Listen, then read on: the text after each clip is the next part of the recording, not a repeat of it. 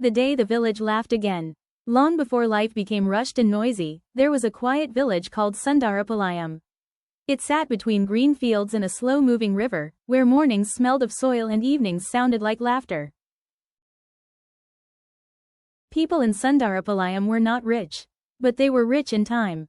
They greeted the sun. They shared meals. They slept peacefully. When silence replaced laughter, one year, change arrived. A factory was built near the village. Young people left for work. Fields were neglected. The river lost its clarity.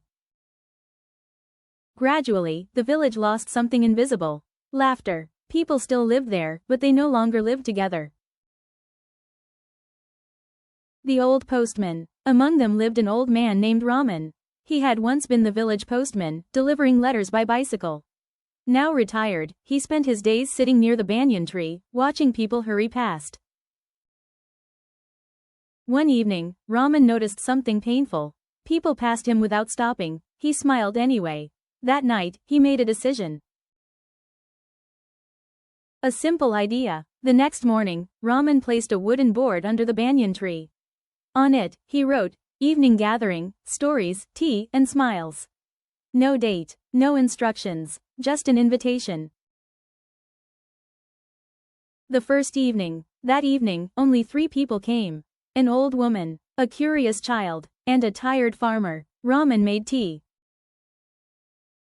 He told a funny story from his postman days. They laughed. It felt strange, but it felt good. When word spread, the next day, more people came. Someone brought snacks. Someone shared a memory. Someone sang an old village song. Children began to play again.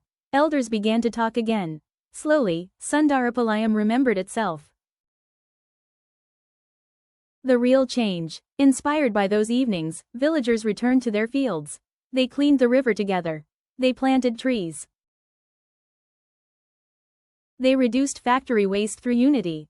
Not through protests. Through participation. The factory adjusted. The river healed. The village smiled again. A happy realization. One day, a young boy asked Raman, "Thatha, how did you fix our village?" Raman laughed. He replied, "I didn't fix anything. I just reminded people who they already were." You don't always need big plans to create change. Sometimes, all it takes is one small step, one kind idea, one shared moment. If you feel lost, tired, or disconnected, start small. Bring people together. Because happiness doesn't come from rushing forward.